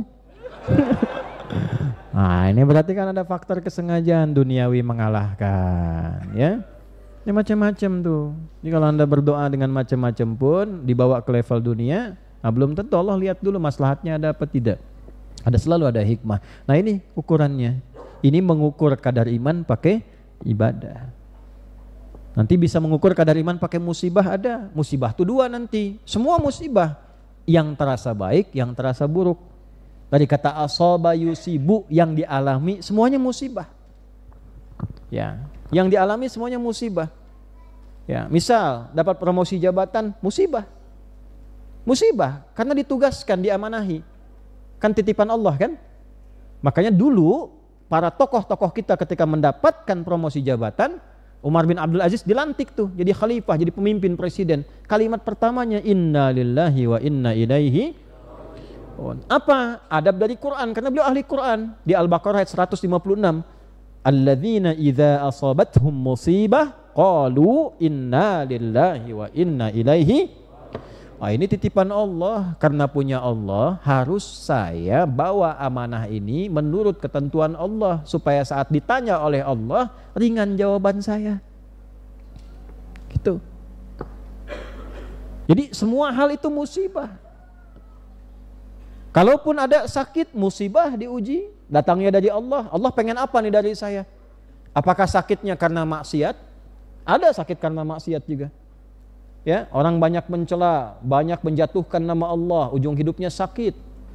Ya, sampai tidak bagus, baunya nggak enak dan sebagainya, dan jelek hidupnya selama hidup. Ada lagi yang karena Allah sayang, cintanya Allah dikasih sakit. Ada. Ini jangan disimpulkan kalau sakit itu misalnya aduh, saya berbuat maksiat nih, saya salah. Ada yang sakit itu karena Allah cinta. Contohnya Nabi Ayub. Maksiat apa beliau sampai sakit ujiannya? Tapi ada cinta di balik itu. Jadi semua yang kita alami itu musibah. Saya pun ngajar Anda malam ini musibah buat saya. Diuji kan? Nanti cara menyikapinya bagaimana? Macam-macam sesuai standar iman. Tuh kan? Kalau nggak lulus, ada ujian datang, harta bertambah gitu kan, nggak lulus, pamer, ria, ya beli buat flexing kadang-kadang, beli mobil bagus nggak apa-apa, nggak dilarang, cuma nafsu yang muncul, cuma dipajang, dipanasin, bolak-balik puncak, balik lagi, selesai, dinikmati nggak? Ya, salahkah dengan ada harta menambah? Tidak. Tapi apakah menyikapi itu dengan benar? Belum tentu. Ya tidak salah, Anda mau beli mobil paling bagus silahkan, pakai ke masjid misalnya, pakai untuk ibadah, pakai macam-macam sesuai dengan tempatnya, nggak ada masalah, nggak apa-apa. Dalam saat yang bersamaan itu ada syukur di dalamnya. Diuji dengan duka, ada sabar di dalamnya. Ada orang baru sedikit aja, baru mau keluar sudah gelap, ya Allah kenapa sih harus gelap? Kan? Jadi aneh kan? Ya dan seterusnya. Nah itu tinggal dilihat bagaimana kira-kira level kita iman berada di situ. Sekarang pertanyaannya, kalau kita ingin naikkan level iman kita, minimal di level yang baik, dari yang standar naik lagi ke level naik sampai mau ke istimewa, antara standar sampai ke istimewa. Bagaimana caranya? Maka penuhilah 6 bagian di dalamnya ini. 6 bagian, sehingga nanti naik dari amanu jadi yu'minun. Dari yu'minun jadi mu'minun, itulah nanti yang tertinggi di level itu. Jadi standarnya amanu naik jadi yu'minun, ujungnya jadi mu'minun. Kalau sudah mu'minun, sudah. Nanti ada yang bagian surga Firdaus, ada yang taman surga, surga Aden, ada yang hurin in, macam-macam. Itu kalau sudah mu'minun. Makanya ketika Allah menjamin penghuni surga Firdaus yang sedang berpetualang di bumi, kalimatnya menggunakan mu'minun. Qad aflahal mu'minun, suratnya pun al-mu'minun. Alladzina hum fi salatihim khashi'un, sampai nanti ke 9-nya. ulaika humul warithun alladzina yarithunal firdausa hum fiha khalidun. Level mukminun. Kalau masih dibuka standar, kemudian amalan, amanu ya ayyuhalladzina amanu kutiba alaikumusiyam ya ayyuhalladzina amanu la yaskhar qaumin qaum. Nanti kalau sudah konsisten, yu'minun terus. Nah, untuk konsisten itu nanti ada 10 langkah lagi. Ya, konsis 1, konsis 2, konsis 3, konsis 4 sampai konsis 10. Nah, sekarang untuk naik ke level dari amanu standar, jangan turun. Jangan turun, apalagi hilang, cahayanya redup. Nanti ada cahayanya itu, cahaya iman. Cahaya iman itu kalau kuat nanti cepat ngalir ke mata, ngalir ke telinga seperti yang tadi di awal saya terangkan. Jadi urutannya begini, ini ngajinya agak dalam kita ya. Amanu, kata dasarnya amana. Amanu rasulu bima unzila ilaihi min rabbihi wal mu'minun. Tuh, ini standar awal. Makanya ayat ini termasuk rangkaian 3 ayat yang kalau kita benar membacanya, berdoa dengan mengawali ini, doanya tidak tertolak. Kalau berdoa dan bacanya pakai iman. Nanti ada 3 bagian dalam Al-Quran, salah satunya 3 ayat terakhir di Al-Baqarah, 284, 285, 286. Itu khusus diturunkan bagi Nabi Muhammad dan umatnya. Umat lain dulu nggak dikasih.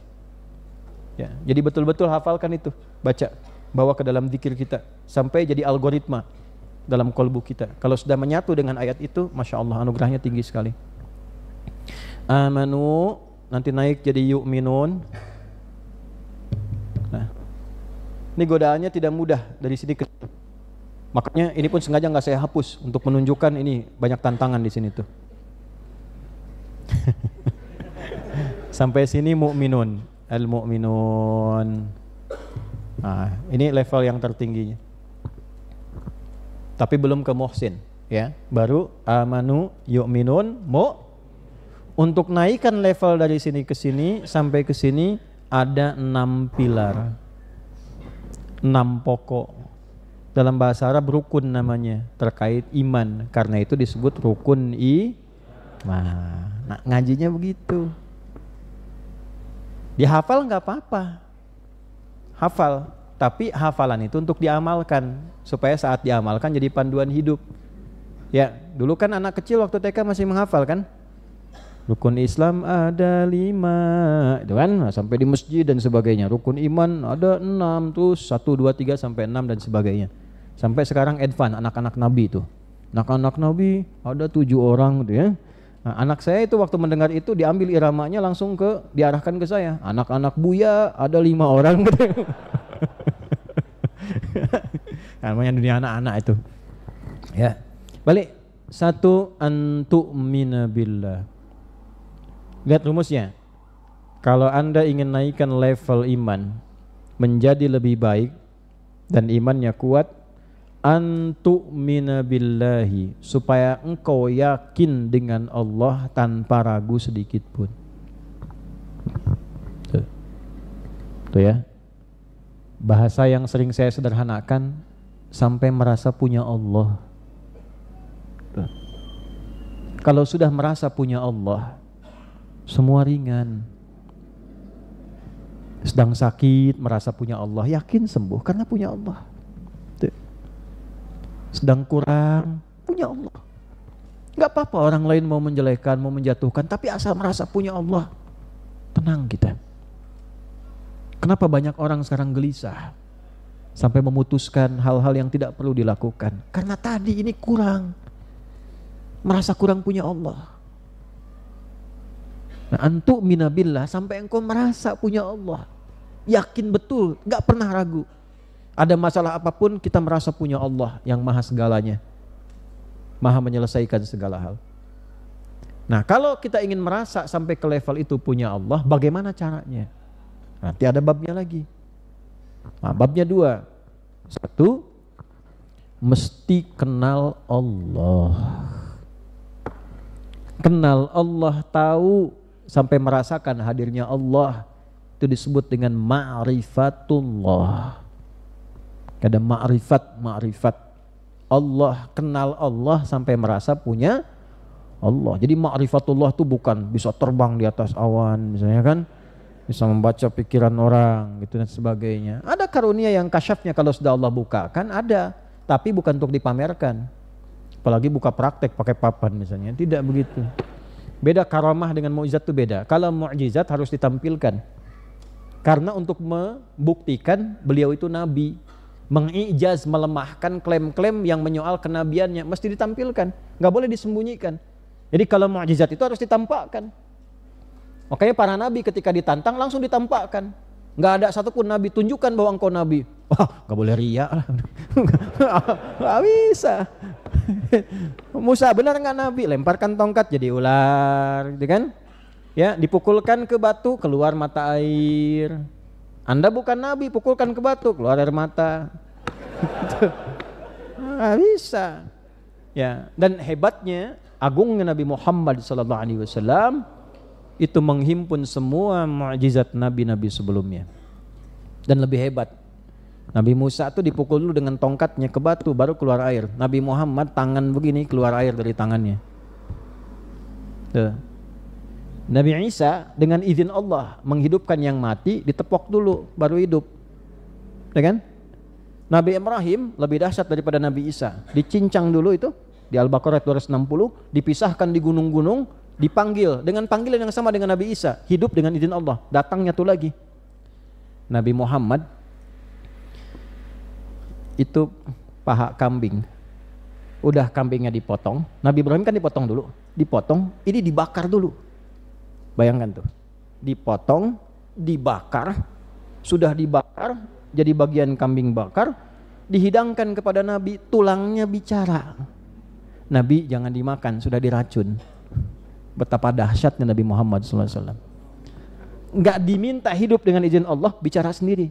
Nabi Isa ditepuk dulu dengan izin Allah, hidup bicara, itu yang bunuh, itu yang begini, selesai. Nabi Ibrahim dipotong, datang dengan izin Allah. Nabi Muhammad nggak bicara, udah jadi dipotong, dibakar jadi tulangnya bicara. Ya Nabi jangan dimakan, ini udah diracun. Nabi Muhammad. Nabi Musa doa sebelum menghadap Fir'aun. Ya kan? Fir'aun itu kan luar biasa kejamnya. Jadi kalau sudah Fir'aun tuh bicara dan gak enak hati, nyawa taruhannya. Nih Mas kalau hidup zaman Fir'aun nih, misal aja. Biasa.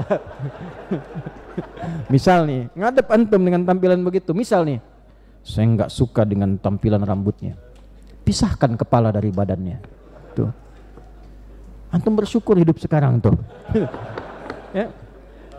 Makanya Nabi Musa ketika diperintah oleh Allah datang ke Fir'aun, dakwahi dia.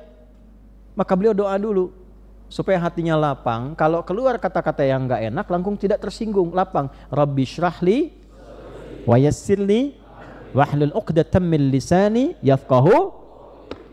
Kenapa kalimat ini muncul? Supaya Nabi itu lebih luas lapang hatinya agar bisa bersabar untuk memberikan perbaikan dan kebaikan.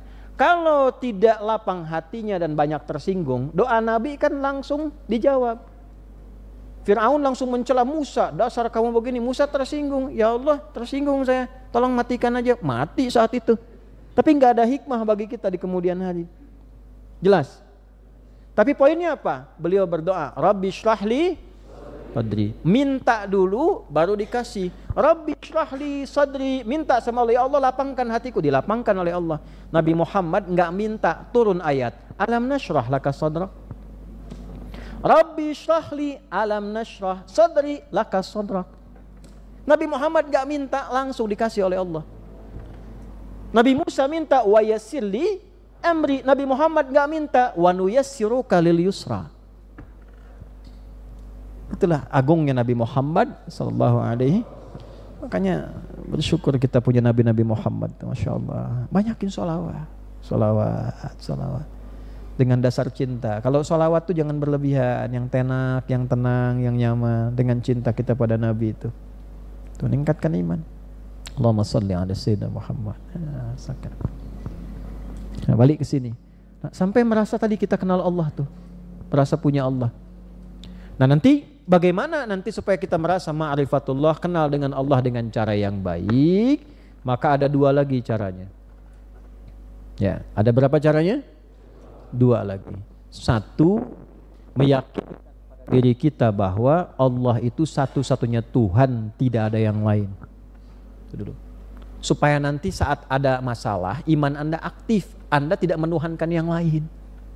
Sadar atau tak sadar. Tidak menuhankan jabatan. Yang kalau nggak ada jabatan rasanya bagaimana? Kemudian melawan takdir. Tidak menuhankan uang. Yang kalau nggak ada uang rasanya nggak hidup. Bahkan mengakhiri kehidupan. Itu melawan takdir. Gagal di takdir yang ke-6 itu. Tidak menuhankan pengetahuan. Tidak menuhankan ustadz. Hanya ini yang benar, yang lain salah semua. Itu sudah salah itu. Secara konsep akidah sudah keliru. Ya, makanya kalau ada yang ngaji merasa bahwa ini hanya ini yang benar, yang lain salah semua, sudah salah itu. Harus belajar dengan baik. Lihat, yang salah tempatkan pada yang salah, yang benar tempatkan pada yang benar. Nah, bawa. Bagaimana caranya kemudian? Nah, ayo kita masukkan lagi sampai kita yakin bahwa hanya Allah satu-satunya Tuhan. Bagaimana Quran mengajarkan itu supaya imannya mantap? Turun beberapa ayat. Kaidah pertama, ya. Sampai semua kotoran yang ada pada jiwa untuk meyakini bahwa Allah itu satu-satunya Tuhan, yang mengotorinya, yang meragukannya hilang semua. Ya. Kalau sudah bersih jiwanya hanya untuk menuhankan Allah, bersih, nggak ada apa-apa, namanya khalasa. Kata kerjanya. Pemiliknya khalis. Khalis itu yang bersih, bening, tidak ada campuran. Hadzal ma'ul khalis. Ini air bening, gak ada campuran. Campur susu jadi susu, campur teh jadi teh. Ma'ul khalis, gak ada campurannya. Kalau ingin mengosongkan sesuatu bersih dari kotoran, kita hilangkan, tambah alif di depannya. Hamzah tadi. Ini kha tambah a di depannya. Kalau a ketemu a, satu kan mesti mati kan? Rumusnya harus mati satu. Amana. Ini supaya masuk, matikan satu ini. Dari khalasa tambah a jadi akhlasa. Jelas? Kalau dibuat sifat jadi karakter, ya, setelah dibersihkan, yang ragunya, yang kotornya hilang semuanya, tinggal yang bersihnya saja, berubah dari akhlasa menjadi ikhlas. Akhlasa yukhlisu ikhlasan. Ikhlas. Jadi ikhlas itu asalnya upaya untuk membersihkan sesuatu sampai jernih sejernih-jernihnya, tidak bercampur dengan campuran-campuran yang lain. Bagaimana supaya kita ikhlas dalam bertauhid? Supaya menuhankan Allah saja, nggak ada campuran yang lain, nggak ada pengaruh yang lain. Maka turunlah Quran surat Al-Ikhlas dengan namanya.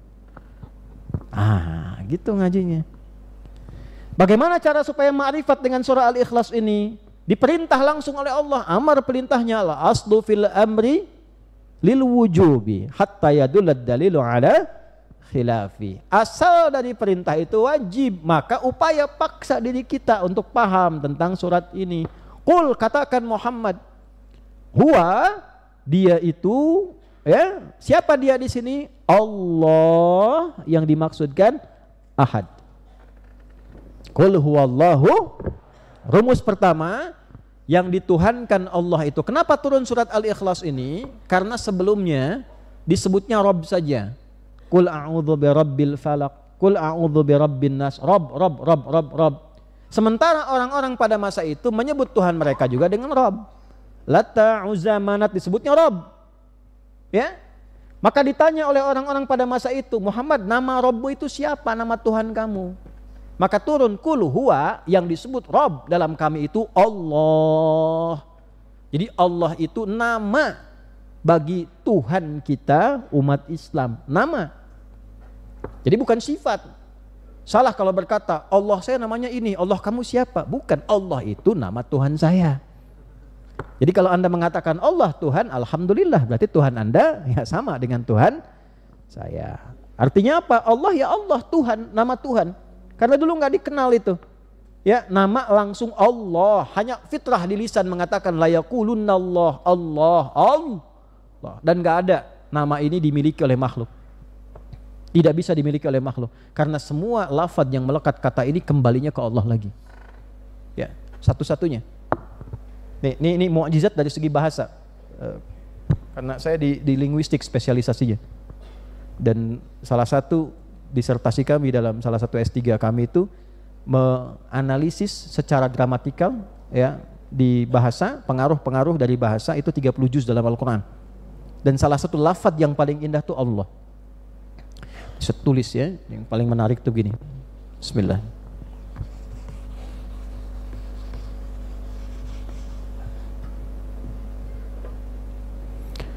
Allah. Ini satu lafaz yang hanya dimiliki dan dilekatkan pada makna ketuhanan. Nama bagi Tuhan yang hak. Bedanya dengan makhluk apa? Ini kita bandingkan. Kalau ada nama makhluk, setiap dihilangkan hurufnya, itu pasti hilang maknanya. Beda. Adi. Tuh. Buang i-nya. Jadi apa? Ade, angkatan darat. Buang D-nya jadi apa? Udah hilang. Buang A-nya hilang orangnya. Selesai. Mau dari depan, dari tengah, dari belakang, hilang. Lihat sini. Hapus tuh. Apa? Lillahi ma fis samawati wa ma fil ardh. Kembali kepada Allah. Buang lamnya satu, otomatis tasdidnya hilang karena tidak ada yang ditekankan lagi. Lahu mulkus samawati wal. Buang lamnya satu, jadi apa? Huwa itu wakaf dari huwa. Hu itu wakaf dari huwa. Kalau kita berhenti dari hu, asalnya itu di huwa asalnya. Huwa begini. Baca Allahu la ilaha illa huwal hayyul qayyum. Kalau berhenti di huwa, Allahu la ilaha illa hu, wa-nya enggak bunyi. Karena membaca dalam bahasa Arab itu termasuk di Quran, awalnya dibaca dengan harakat, ujungnya mesti mati sekalipun ada harakatnya. Bismillahirrahmanirrahim, mati walaupun ujungnya i, karena dibaca dengan harakat berakhir dengan sukun. Enggak ada imam hafal misalnya sampai 14 qiraat dia mengimami ujungnya dibaca itu enggak ada. Bismillahirrahmanirrahim, enggak ada. Pasti mati. Allahu la ilaha illahu, hu itu dari huwa. Siapa huwa di sini? Balik al-ikhlas. Qul huwa Allah. Habis. Hapus. Kelihatan enggak? Enggak ada kan? Enggak kelihatan tuh ghaib namanya. Enggak nampak. Alladzina yu'minuna bil ghaib. Semua. Jelas? Di dari lafadznya namanya sudah beda. Makanya enggak ada makhluk dinamai Allah. Tuh enggak ada. Cek KTP Indonesia, ada nggak namanya satu Allah itu? Nggak ada. Karena nggak bisa, nama ini di bawah makhluk nggak bisa. Begitu ada, dihujat sama semesta alam. Ya. Nggak ada, nggak bisa. Nah, kedua, ada sifat di dalamnya nggak sama dengan makhluk. Laisa kamitslihi syai' wa huwas samiul basir. Logika yang kedua, kata Allah itu dalam Al-Quran, Tuhan itu mesti beda dengan makhluk. Nggak boleh sama. Kalau Tuhan sama dengan makhluk, nanti ada potensi makhluk bisa jadi Tuhan. Kan harus beda. Tuhan khalik, makhluk ya makhluk. Nggak boleh ada sifat makhluk dimiliki atau sama dengan Tuhan. Atau sifat Tuhan ya dimiliki oleh mesti beda. Ya, makanya Allah definisikan Qul huwallahu ahad. Maka sifat yang pertama ahad mesti tunggal, tak boleh berpasangan. Karena sifat makhluk Tuhan tidak boleh. Kenapa? Supaya jadi satu-satunya tumpuan dalam doa dan kehidupan. Allahus. Coba kalau Tuhannya lebih daripada itu, nanti ada yang minta ke sini, minta ke situ dan sebagainya. Dan Tuhan ini bisa berdebat. Kalau Tuhannya berdebat karena Tuhannya banyak, kacaulah pengelolaan alam. Maka turunlah kemudian statement dalam Al-Quran, "Lau kana fihi ma'alihatun illallahu lafasadata." Secara logika kata Al-Quran, gunakan logikamu. Kalau Tuhan itu banyak lebih daripada satu, pengelolaan alam ini tidak akan tertib. Di kota Bandung, Tuhan yang satu mengatakan, saya kesal dengan hamba itu, kita turunkan petir aja. Kata yang satu, jangan dulu, ada potensi tobat dalam dirinya. Kata yang satu, tidak begitu juga, kita kasih peringatan aja dulu. Debat Tuhan itu, berkelahi Tuhan, hancurlah alam. Jadi masalah. Itu logika yang sederhana. Lam yalid walam yulad. Tidak boleh beranak, tidak boleh diperanakan. Karena yang beranak dan yang diperanakan hanyalah makhluk. Karena itu manusia berpasangan, manusia melahirkan, manusia dilahirkan. Tuhan tidak boleh melahirkan, tidak boleh dilahirkan. Karena itu sifat makhluk. Kalau nanti ada yang dipertuhankan dari hasil kelahiran atau melahirkan, maka setiap orang yang melahirkan dan dilahirkan berpotensi jadi Tuhan. Tidak boleh sama. Jelas sampai sini? Nah, ini di lingkungan umat Islam untuk meyakinkan kita sampai merasa punya Allah benar. Situ pun akalnya mesti dipakai. Kata Quran, pakai akalmu. Gunakan itu. Sampai betul-betul yakin. Walam yakul lahu kufuwan. Dan tidak boleh berserikat. Artinya apa? Tuhan harus kuat, tidak boleh lemah. Jadi nggak boleh ada Tuhan itu didikte sama makhluk. Nggak boleh lebih lemah, harus kuat. Nggak mungkin Tuhan dieksekusi sama makhluk. Tuhan dibunuh manusia, ya Tuhan dianiaya manusia, Tuhan dibawa-bawa manusia. Makanya nanti banyak ayat-ayat itu menyoal. Ketika dulu orang-orang Quraisy menyembah berhala, ditanya balik dari sejak Nabi Ibrahim itu. Coba ajak bicara. Jawab nggak katanya?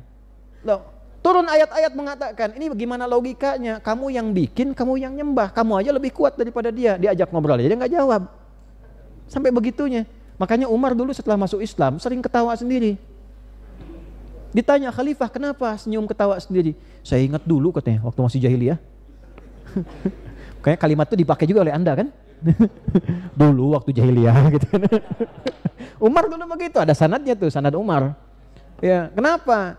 Umar itu kan jenius, Pak. Ada kitab di Mesir karangan Toha Hussein. Itu orang liberal tapi mengakui jeniusnya Umar. Judulnya Abqariyatu Umar, jeniusnya Umar. Dulu Umar lihat pasar tuh. Wis, ada yang jualan Tuhan. Tapi dari batu, wathan. Ada yang dari kayu, sonam. Umar kreatif, dibikin dari roti. Jualan keliling musim panas. Lewat capek lapar.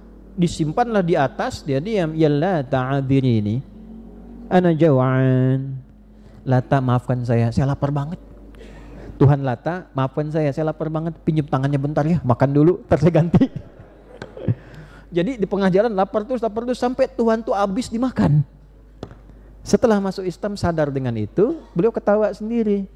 Mengingat peristiwa-peristiwa semacam itu. Akhirnya apa? Sudah menyimpulkan dengan logikanya bagaimana bertuhan yang benar.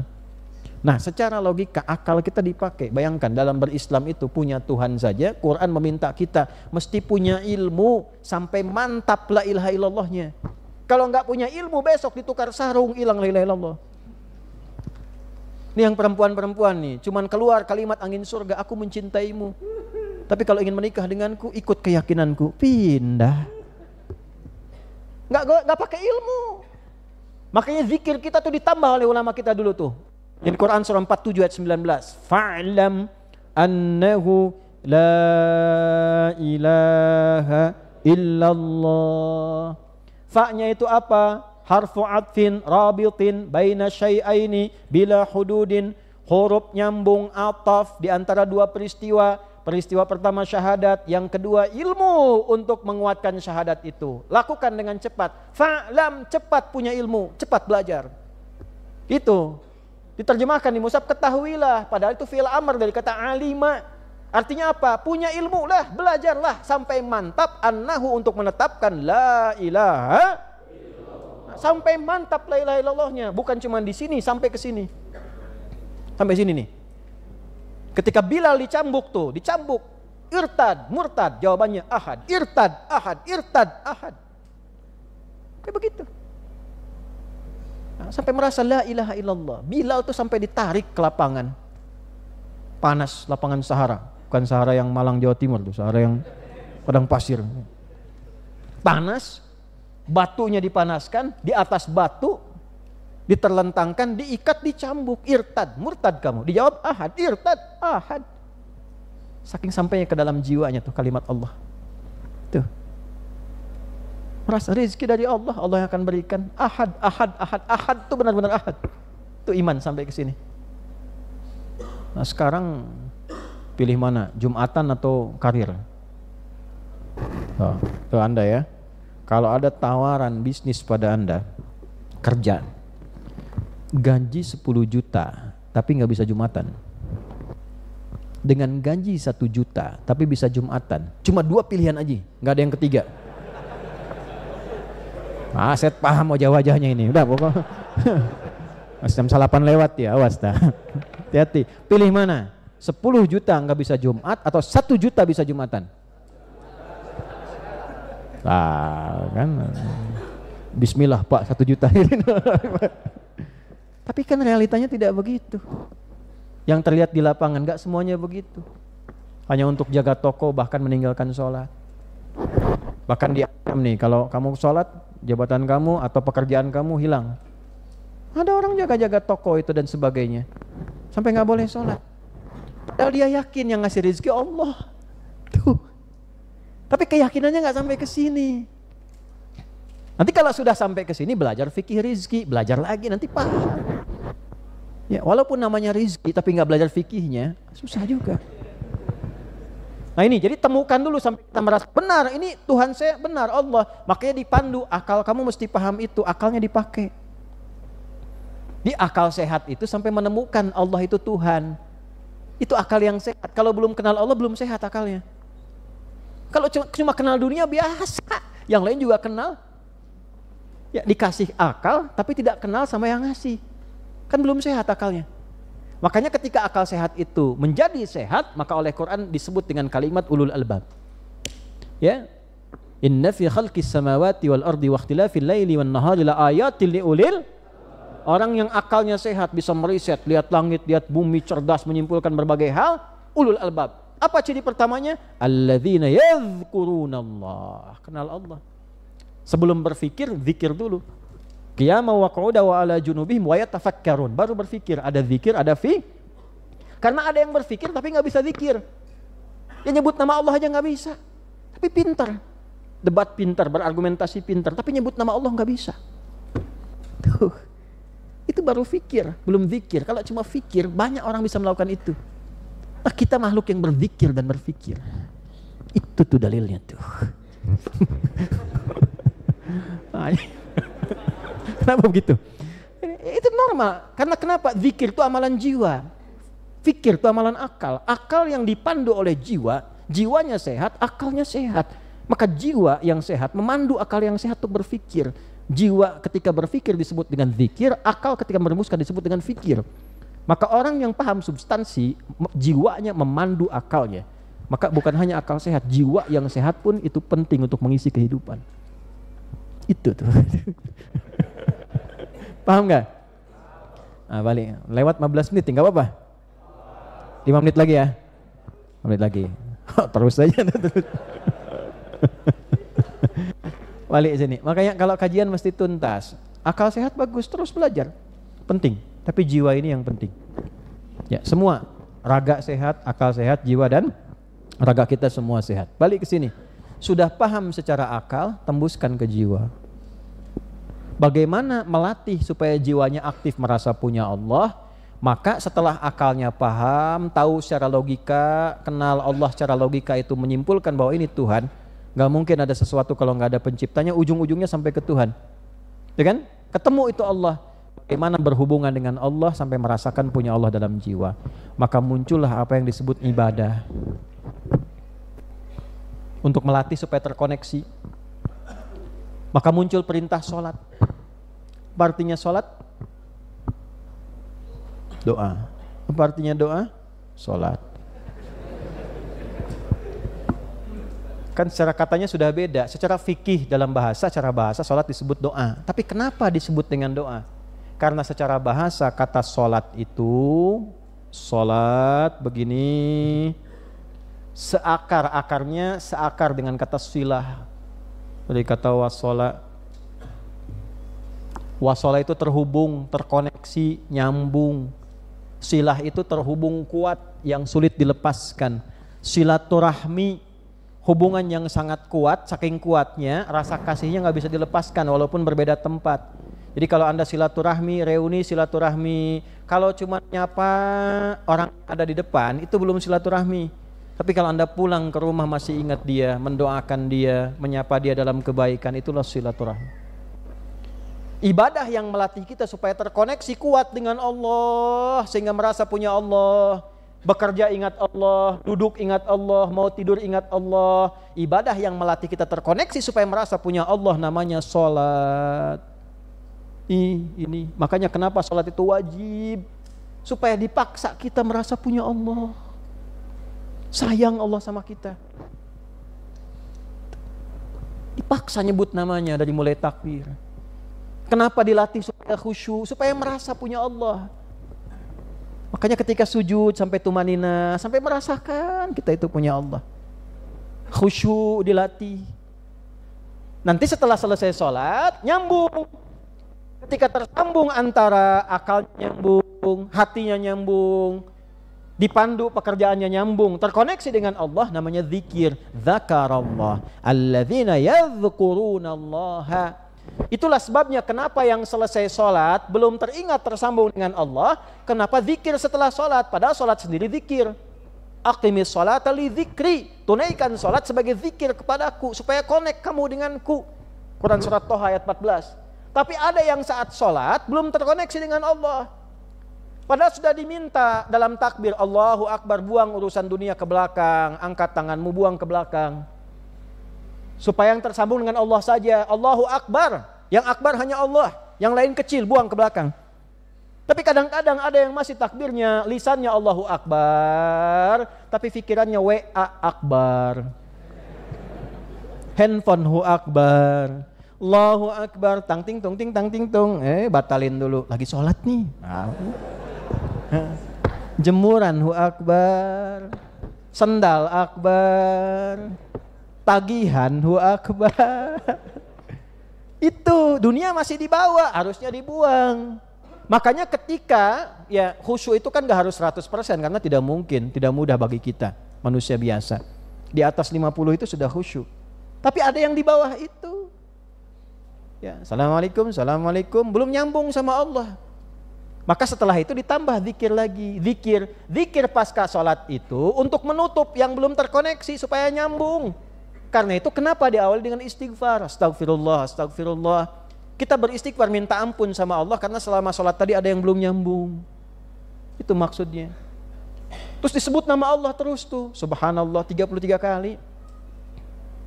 Bapak saya sebutkan sekali belum ingat gak apa-apa, 2 kali gak ingat gak apa-apa, 33 kali gak ingat juga, teng-tengen.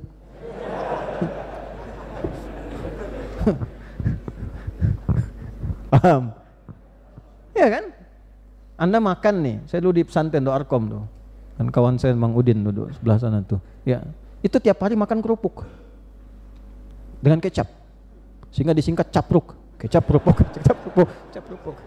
6 tahun, 6 tahun Pak, kita saingan di akademi kita Pak itu. Telurnya pun bukan telur biasa, itu di dadar yang tipis diiris lagi bagi itu. Kami tuh alumni capruk tuh, kecap kerupuk telur dadar tipis. Dapat tiap hari 6 tahun, Anda bayangkan? Gak kebayang kan?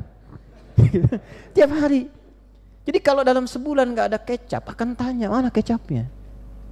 Pulang ke rumah, pulang liburan ke rumah, gak ada kerupuk, kita otomatis nanya mana kerupuknya ini. Ya kan? Nyari kita. Masa tiap hari subhanallah, subhanallah, subhanallah, tapi belum kenal Allah, belum ingat. Apa yang salah itu? Ada yang kehijab itu. Duhur lagi sampai ke Isya 5 kali 33 tuh. Masa belum terkoneksi? Ada yang salah. Makanya disebutnya zikir. Bukan talaffuz. Zikir itu yang diucapkan tersambung kepada akal, ditembuskan ke jiwa. Makanya ketika kita menyebutkan subhanallah, bawa nafas itu ke dalam jiwa. Subhanallah, subhanallah, subhanallah. Kenapa 33 kali? Sebetulnya itu latihan sampai nyambung. Ada yang sudah 3 sudah nyambung, ada yang sudah 10 sudah nyambung, sehingga rasa enak. Menepikan segala hal yang tidak sesuai dengan keagungan Allah. Subhanallah itu menepikan segala hal yang tidak nyambung dengan Allah. Ada orang berkata Tuhan punya anak, turun, subhanah. Wa qalu ittakhadallahu walada. Mereka berkata Tuhan punya keturunan, subhanah. Enggak benar. Karena yang namanya Tuhan mesti beda dengan makhluk. Makhluk berketurunan, Tuhan tidak boleh.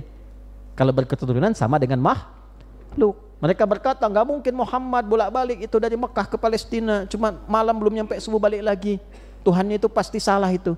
Subhanalladzi asra bi'abdi, pakai subhan.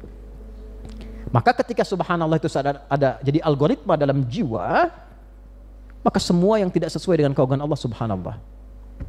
Ya, ada orang menyifati Allah tidak benar, subhanallah. Ada orang ingkar pada takdir Allah, subhanallah. Alhamdulillah, mensyukuri nikmat Allah, merasa punya Allah. Dikasih 1000 alhamdulillah, 10.000 alhamdulillah. Tenang. Merasa dihisab. Pengen minta motor belum dikasih, alhamdulillah. Berarti di sepeda ini ada yang belum tuntas. Ya, kalau alhamdulillahnya belum selesai itu cuma di lisan. Sepeda, alhamdulillah. Dapat motor baru, alhamdulillah. Dapat mobil baru, alhamdulillah. Dapat jabatan baru, alhamdulillah. Dapat istri baru, enggak bahas itu Bu. Balik ya. Tapi ada yang cuma di lisan. Udah dapat sepeda, minta motor. Dapat motor, minta mobil. Minta. Ya, tapi mohon maaf, udah dikasih mobil pun belum bisa sekedar sholat jamaah. Orang nggak punya sepeda, itu bisa jamaah. Anda dikasih sampai mobil nggak bisa berjamaah, perlu dikasih apa lagi? Itu belum nyampe ke sini nih. Udah dapat 1 juta, 10 juta, 20 juta, belum kenal Allah juga, belum bisa baca Quran. Saya naik ke bukit itu, ya ke bukit hanya untuk nyari kambing untuk anak saya dulu. Anak pertama tuh masih 3 tahun, karena baca kisah Nabi pernah gembala kambing, dia pengen ngurus kambing. Saya datang ke daerah, ke desa, ini lewat 5 menit tadi yang saya sampai, nggak apa-apa ya? Nggak apa-apa Bu, alhamdulillah damai. Saya ke Jawa Tengah, naik ke puncak, ke bukit, itu menemukan yang merawat kambing, itu cuma dulu itu 100.000 per bulan. Tapi wajahnya gembira, berbinar, ceria. Diada-adakan yang tiada pun, masak ikan, bawa buah-buah. Nih Gus, ini makan dulu gini, Masya Allah, 100.000 per bulan. Saya tanya di mana kambingnya, di belakang Gus katanya. Begitu dibuka dilihat bersih kambingnya, bersih, putih, bersih. Cuma mulutnya ditutup sama potongan dari 1 botol minuman tuh. Saya nggak sebut namanya supaya nggak endorse tuh. Tutup, nih Pak, dan tutup. Saya tanya tuh, saya pede tanya, sampai jawabannya membuat saya kaku. Mungkin ada 20-30 detik tuh ada saya diam dan saya menangis waktu itu, berair mata. Saya tanya, ini kenapa ditutup mulutnya ini? Sakit ya? Oh bukan Gus, dia jawabannya, bukan. Ini kami baru beli, baru bawa dari tempatnya itu dibeli. Saya tutup mulutnya dengan potongan botol ini supaya di jalan tidak makan yang bukan haknya. Itu saya diam kaku Pak. Air mata saya netes. Ini kalau ingin menemukan orang-orang yang kenal Allah, ahli surga yang baik itu ya, dia bilang kau lebih pantas menghadap Allah dalam kebaikan, dapat surga lebih dulu, lebih baik. Kita yang ngaji begini masih mengeluh, udah dapat banyak, 1 juta, 2 juta, 3 juta, masih kadang mengeluh. Ini orang 100.000. Jangankan mulutnya, mulut kambingnya dijaga.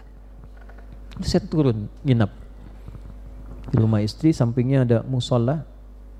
Itu setengah jam sebelum subuh, orang-orang desa datang musola, hanya taklirih, memohon ampunan Allah.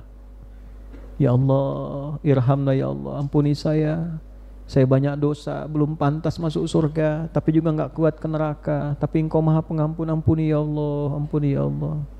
Pak, kenal Allah, saking cintanya dengan Nabi, tukang pentol yang kilok kalau di kita itu, bakalan Pak.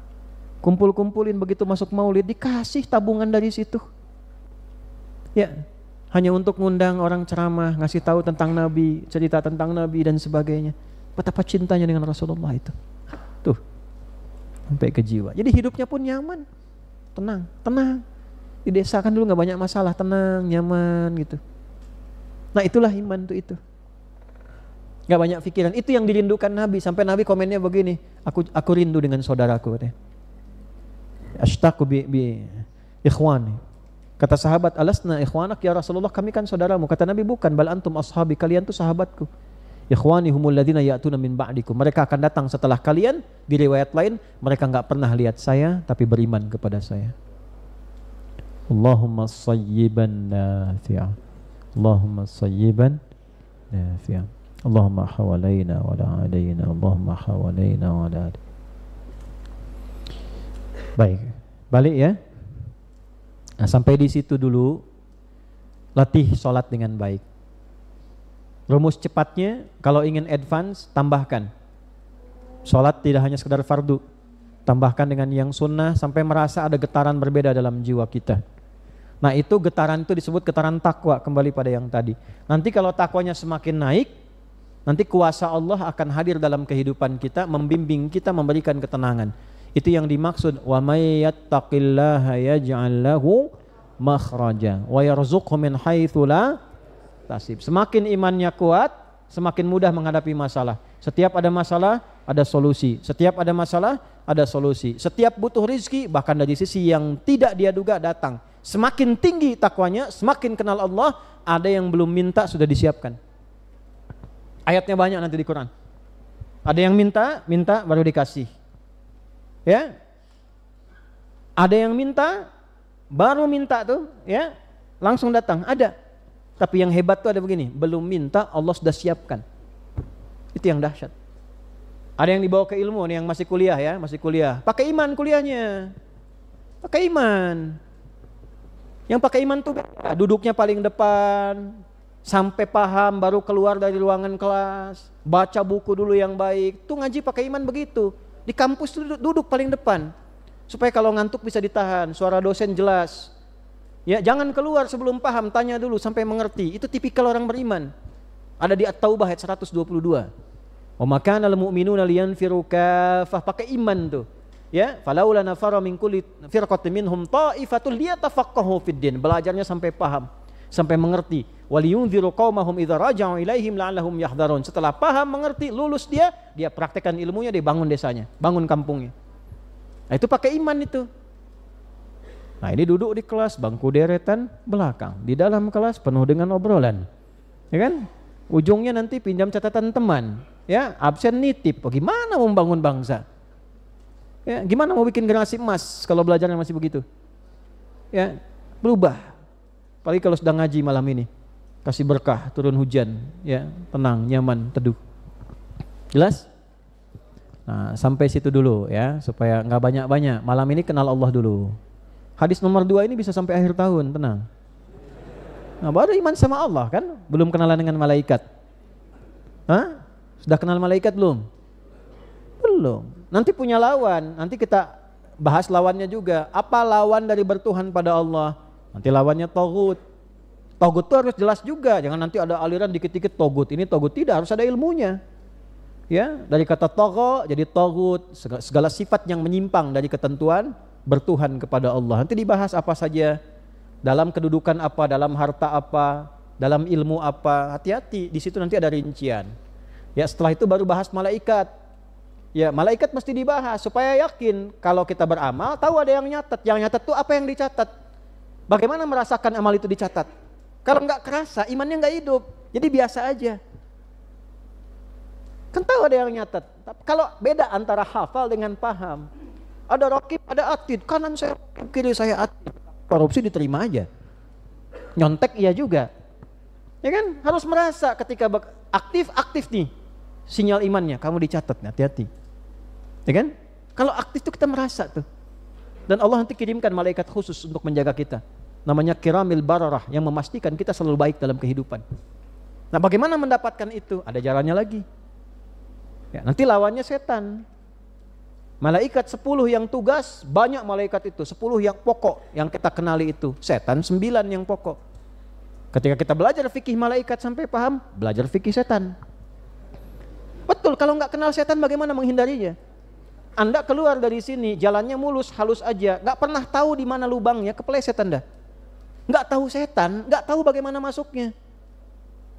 Dari mana tahunya setan sudah menggoda? Kalau nggak belajar, nggak paham. Nih setan masjid, ada. Oh, jangan dikira di markas tentara ada masjid nggak ada setannya. Ada, Pak. Bisa jadi pangkatnya lebih tinggi tuh. Nah, dan harus tahu yang digoda pertama kali siapa. Kalau sudah masjid, yang digoda DKM masjidnya. DKM pertama kali baru jamaahnya. Kalau jamaah digoda, datang yang lain. Kalau DKM yang digoda, rusak pengelolaannya. Gitu. Jadi orang malas nantinya. Baru nanti ke orang sholat. Dahsyatnya setan itu. Setan penggoda orang sholat, khonzab namanya. Dia itu dibiarin dulu, Pak.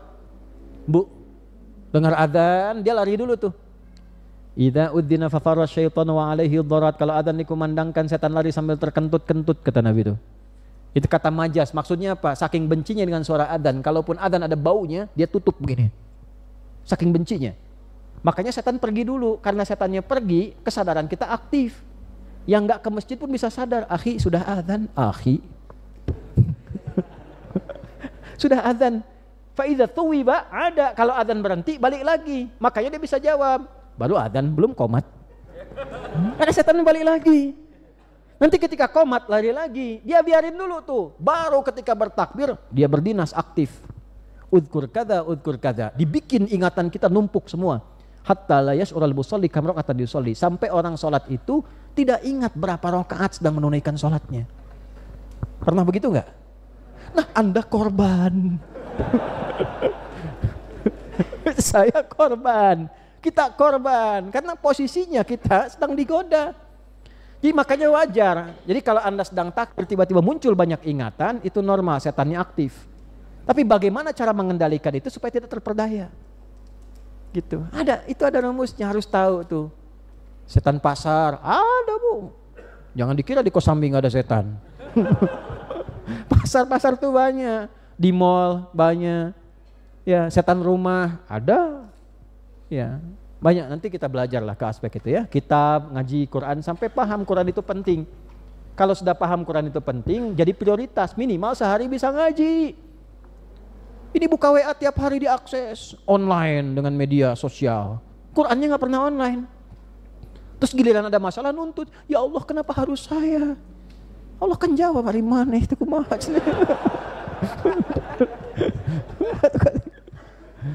Kumat. Ya nanti Rasul sampai kenal Nabi supaya merasakan sayangnya Nabi sama kita tuh bagaimana. Sehingga kalau sehari nggak sholawat tuh nggak enak gitu. Pernah merasa gitu nggak? Sehari nggak sholawat tuh nggak enak. Kalau mau tidur nggak sholawat tuh nggak enak. Paling enak tuh mau tidur sholawat tuh sampai kita terpejam. Enak tidur tuh sholawat, masya Allah. Enak. Ya, terus ingat kiamat, ingat nanti bagaimana kalau kita pergi. Kan Anda dari Bandung mau ke Jakarta, ada kan nggak semua ini orang Bandung semua, dari Jakarta ada yang kesini kan dipikirin dulu bekalnya gimana. Kalau udah sampai Bandung tinggal di mana? Pernah nggak mikir kalau meninggal nanti dikubur gimana? Di akhirat gimana? Bekalnya seperti apa? Ingat-ingat. Nanti keluarin ayat-ayat akhirat, keluarin ayat-ayat surga. Ada rumusnya. Terakhir baru ngaji qada dan qadar. Nah itu kita baru diiman kepada Allah. Mudah-mudahan setelah berpisah malam ini kita kenal Allah. Ya. Nah kalau kenal Allah itu tidak cukup dengan amin. Salatnya meningkat, zikirnya meningkat, ya, belajarnya meningkat. Kita saling mendoakan. Termasuk yang bermaksiat, doakan supaya tobat. Doakan. Para pelaku maksiat apapun dosanya doakan. Sepanjang mereka masih hidup, kita masih hidup, masih punya hak jadi orang soleh. Melihat dengan kacamata rahmat, kasih sayang.